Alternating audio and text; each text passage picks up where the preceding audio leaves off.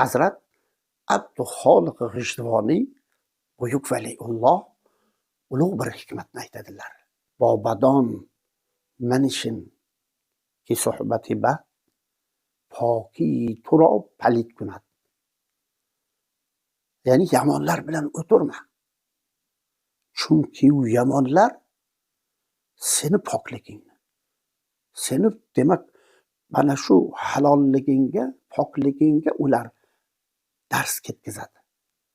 Poki turob palit kunat, harom qiladi. Seni ham o'sha haromga seni bulg'aydi. Oftob ro bubin در این بزرگیش parcha abr nopadid kunad dedilar. Ya'ni quyoshga qaragin. Quyoshni qara qanday buyuk. Shunchalik buyukligi qaramasdan bir parcha abr nopadid kunad. Bir parcha bulut kelib uni yuzini to'smas qiladi. Ko'rinmas qilib qo'yadi.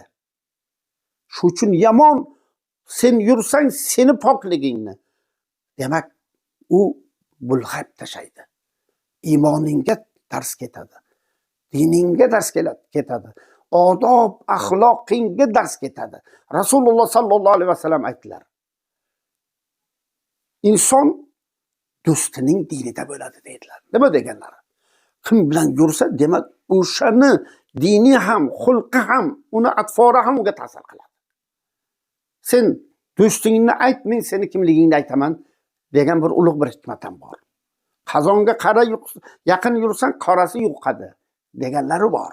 Demak bulardan ehtiyot bo'laylik, saqlanaylik, do'st tanlashda demak adashmaylik. Yomon bilan bu o'zini yo'lidan, men o'zimni yo'ldan, qo'liman alhamdulillah iymon e'tiqodli namoz o'qiyman, men Xudoni taniyman, menga nima daxli bor bu demang. Baribir ta'sir qiladilar. Ana Bobadon mana shuni deyaptilar Hazrat Abduxoliq. Yomonlar bilan o'tirma. U senga albatta ta'sir qiladi. Xulqi, odobi senga ta'sir qiladi. Hazrat Rumiy hazratlari aytadilar. Dur bosh az ixtilofi yoribat. Yoribat battar buvat az moribat. Moribat tanho bar hamin jon zanat. Yoribat ham bartanu ham bar iymon zanat. Ya'ni sen yomonlar bilan o'tirishdan yiroq bo'l. Chunki yomon do'st ilondan-da yomon ilondan battar. Ilon bir chaqsa, zahar ursa, inson demak vafot qilishi mumkin, joniga ta'sir qilishi mumkin. Lekin yomon do'st seni iymoningdan ayrilib abadul abad do'zaxga tushishingga sababchi bo'ladi. Eng yomoni shu. Alloh o'zi asrasin. Shuning uchun bizning ulug'larimiz mana shunga e'tibor qaratganlar. Hozirgi kecha kunduzda turli o'sha ijtimoiy tarmoqlarda bir-birini yozishma qilib, do'st qilib, ulfat bo'lishlik bu yaxshilikka olib kelmaydi. Uni kimligini bilishimiz kerak. U qanday inson bo'lishi kerak. Mana hatto ijtimoiy tarmoqlarda chiqib Allohning oyatidan gapiradi. Rasulullohning hadislaridan gapiradi.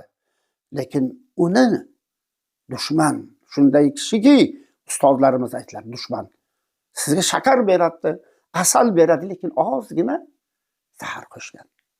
O'sha zahar sizni demak asfala safilinga ketishingizga sababchi bo'ladi. Alloh o'zi asrasin.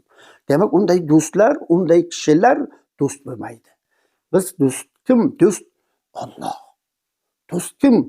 Do'st Rasululloh sallallohu alayhi vasallam. Do'st kim? Ashab-ı kiromlar. Do'st kim? Ota-ona. Do'st kim? Aka-ukalarimiz, ahli oilamiz. Demak mana shular bizga haqiqiy do'st.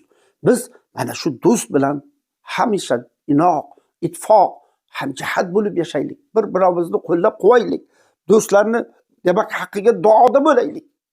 Do'stlarni haqida duoda bo'laylik. Rasululloh sallallohu alayhi vasallam aytadilar. Inson do'stini duo qilsa g'oyibona, o'zi bo'lmagan, o'zi bu yerda yo'q, haqqiga uni g'oyibona duo qilyapsiz. Farishta siz yoningizda turib, senga ham aynan bo'lsin deydi. Shu uchun do'stlarni duo qilaylik. Butun mo'min musulmonlarni duo qilaylik. Yurtni duo qilaylik. Mo'min musulmon hammasi aka-uka. Demak, butun mo'min musulmonni duo qilaylik. Ularni duo qilsak, o'zimizga ham shu duo bo'ladi. Ularni agar biz duo qilsak, nima duo olsak, farishta yonimizda Alloh taolo vakil qilib qo'ygan. Senga ham aynan aytganing, so'raganing bo'lsin. Do'stlarni ichkani bir do'stimiz ishi yurishmayapti. Ey Alloh, shuni ishiga, kasb koriga baraka ber desa, Alloh taolo farishtasi sizga ham aynan bo'lsin deydi.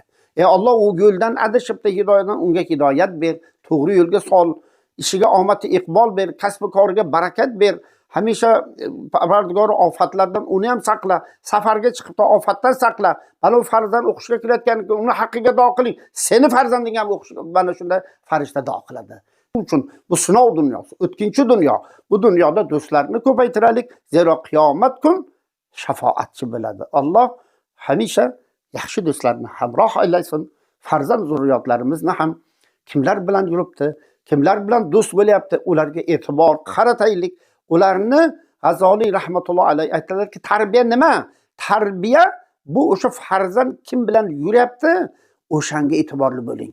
Ana o'sha tarbiya shundan boshlanadi. Demak, farzandlarni ham tarbiyasiga loqayd bo'lmaylik.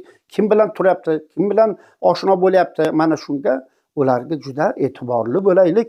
Yaxshi bilan yursa, kamol yetadi. Qiyomatda ham ulug' ajrlardan inshaalloh bahramand bo'ladi. Alloh hamisha bu dunyoda yaxshilar bilan hamroh qilsin, do'stlarni ko'paytirsin.